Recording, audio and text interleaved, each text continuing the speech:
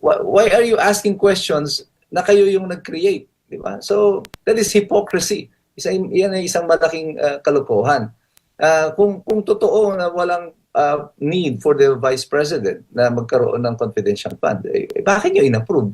Why did you put it there? So hindi naman yung Vice President ang nagsusumite ng nagpapa-approve ng ng pondo ng Executive Department, of which kasama siya. It is the President who submits it to Congress, not her.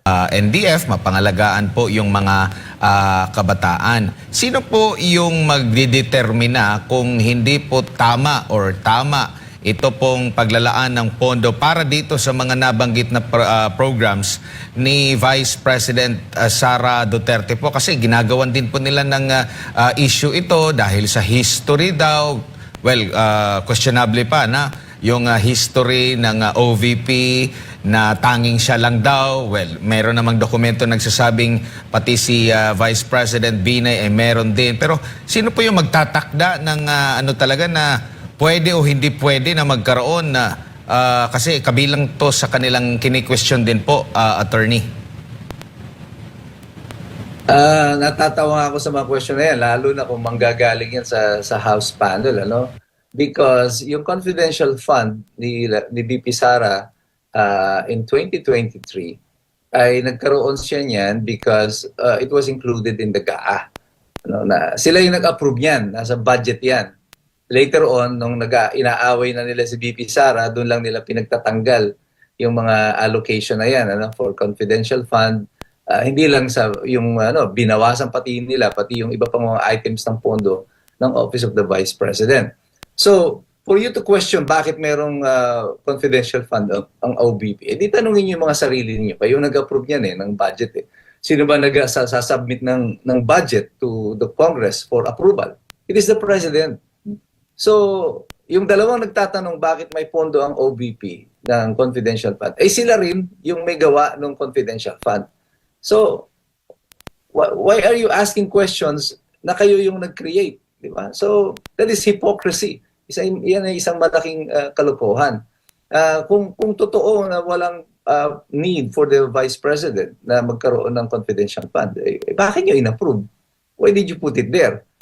So, hindi naman yung Vice President ang nagsusumite, nagpapa-approve ng pondo ng Executive Department, of which kasama siya. It is the President who submits it to Congress, not her.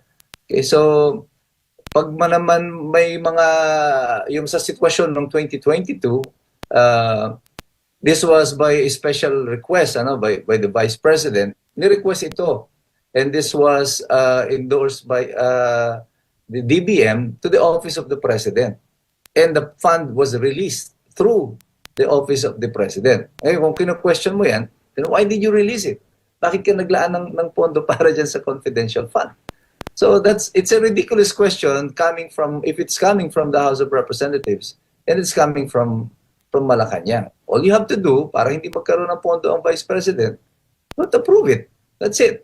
Wala kayong problema. Wala sana kayong tinatanong sa kasalukuyan. Kumbaga, hinahay pa rin sa nabanggit nyo, inaangguluhan, ginagawa ng kontrobersya, no? Pero dito po sa pagiging confidential ng pinagagastusan ng confidential fund, hanggang saan aabot po yung pagiging confidential attorney? Kasi nga, nabanggit ng testigo na lahat daw po ng resibo ay mga acknowledgement receipts lang daw po, no? Kung pagbabatayin mo naman siguro ang explanation naman sa mga nakakausap natin, bakit AR? Dahil para nga maitago din at hindi, nabanggit mo nga kanina, hindi naman lahat kaya magbigay ng mga resibo. Pero ang isa sa mga kine-question din kasi ng prosecution at yung sa witness din, bakit kahit yung gamot, bakit AR pa rin? Kumbaga sabi nila AR ang lahat ng mga resibo po. Kaya ang tanong ko, hanggang saan po aabot ang pagiging confidential ng paggagamitan ng confidential funds? Okay, si Wamil mismo ang sumagot niya, sinabi niya na wala namang pinagbabawal na imbes na perang ibigay mo, gamotang ibigay mo or other items kung iyon ang pangangailangan ng tao. The fact of the matter is the law does not prohibit it. Hindi pinagbabawal ng batas sa kasalukuyan na gano'n ang maging sistema. Hanggang saan ang dulo nito, yung leeway paggamit sa confidential funds? Well, the very term itself explains na malaki ang latitude ng officer na may hawak ng confidential funds kung paano ito gagamitin. Kaya iba nga yung auditing rules ng confidential funds. Ano? Pag sinabit mo nga sa COA yan, naka-sealed envelope pa yun eh. Hindi mo talaga dapat agad bubuksan yung mga proof mo doon sa confidential funds. Yung mga pangalan yan involved, hindi mo kailangan isumite because confidential funds operate on a different plane.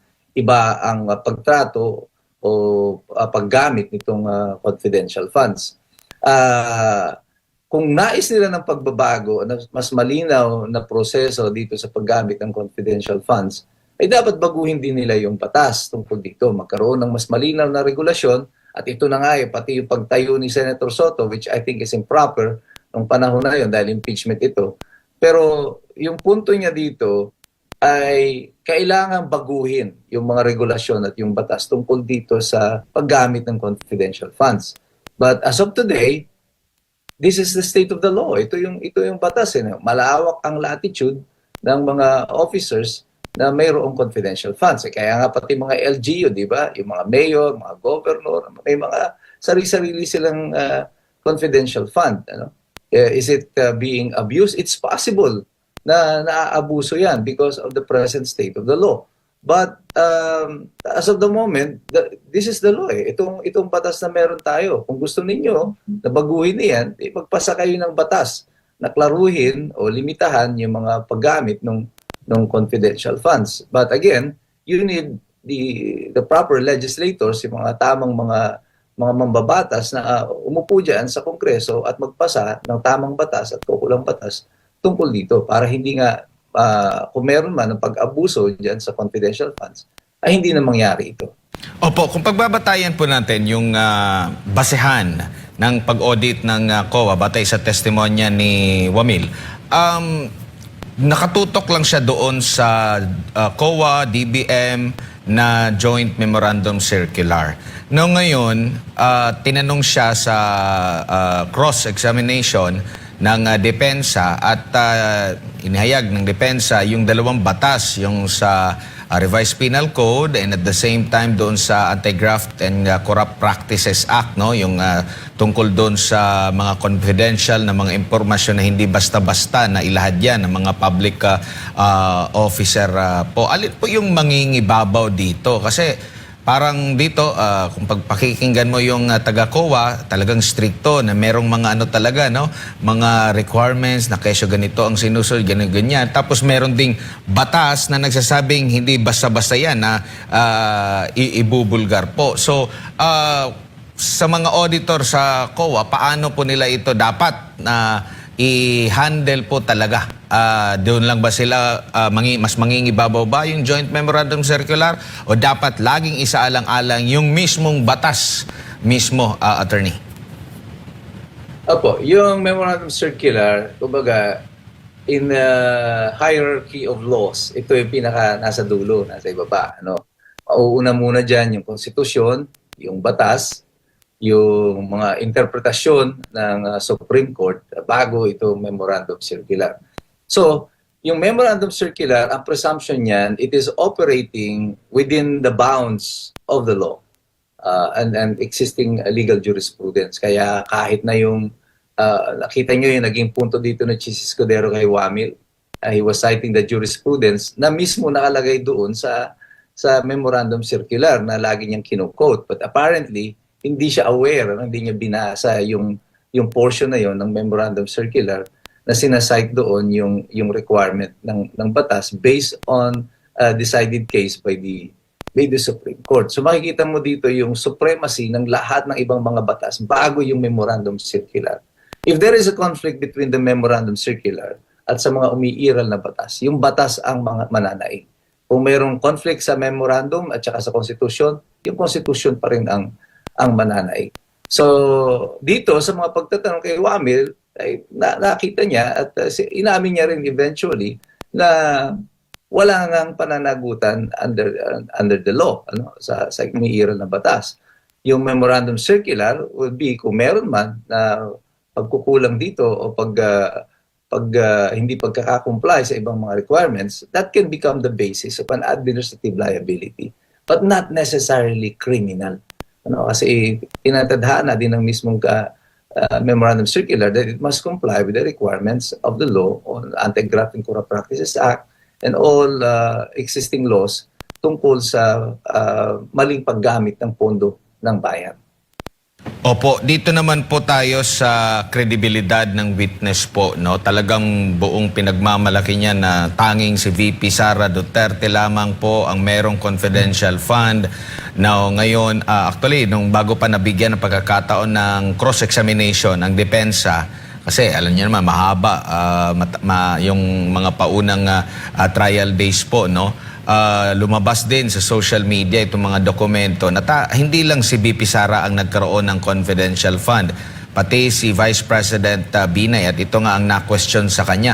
Kayo po ba'y nagtaka na hindi niya alam ito pero pasok doon sa sinasabing kailan siya na-assign doon sa grupo na nakatutok sa Confidential Intelligence Fund. Tapos binanggit pa niya na na-liquidate ba ito? Hindi ba dapat siya rin ang nakakaalam dahil grupo nila pasok doon sa period na nandoon siya para malaman? Ang tinanong pa yata itong si Attorney Powa kung na-liquidate, hindi ba mas dapat nakakaalam siya kung naka-liquidate ba yun? Kumbaga dito nabutasan ba ang kredibilidad ng witness, Attorney? Tama po.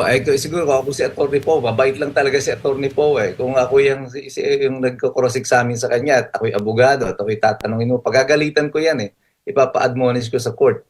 Because yung witness, walang karapatang tanungin o cross-examine yung abogado. Yung abogado ang nagtatanong So hindi mo pwedeng tanungin yung abogado regarding the particular question na nire-raise sa iyo. Ngayon, assuming na kung hindi niya nga totoong alam itong pinapakita dito, tama yung question mo kanina, it's about the competence of the witness and credibility. If dahil dito sa mga pagtatanong na to, nakikita ng mga tao ngayon na he is not only not credible, he is also incompetent.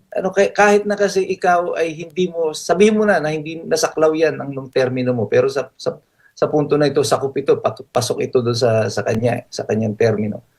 Assuming na hindi mo yan naging sakop ng yung pagpasok sa opisina, it is a fact. These things are documented. These are about public funds. Now, kung yan man ay na-liquidate or hindi, the fact na tama yung punto ni Senator Amy Marcos yan, the fact na merong disbursement, na ginastos yung pera na yan, they should have seen that. Kung hindi man yan niliquidate, makikita nila doon sa dokumento ng COA, may pondo rito merong saro ito, may nirelease na pera, nasaan yung liquidation? So dapat sila ang nagtanong noon from the very start na yung pera na yan ay lumabas at hindi siya dapat ngayon nagtatanong kung niliquidate pa ito o hindi. Dapat alam nila yan kung yan ay niliquidate o hindi because the documents will show na hindi yan na-liquidate because lalabas doon, mayroon niyang saro, mayroon niyang release, pero wala siyang liquidation. So I don't know what Attorney Wamil is asking o bakit siya nagtatanong kung ito ba ay na-liquidate. This is something na dapat ay alam niya. So ngayon, na-question patuloy, hindi na lang yung kanyang kredibilidad, kundi yung kanyang competence as an auditor. So naging malino palalo sa lahat ngayon na talagang umaanggulo lang siya dun sa tanong. And this is the problem with the witness, trying to prove something na hindi niya pinag-aralan mabuti lahat yung mga dokumento na nasa harap niya.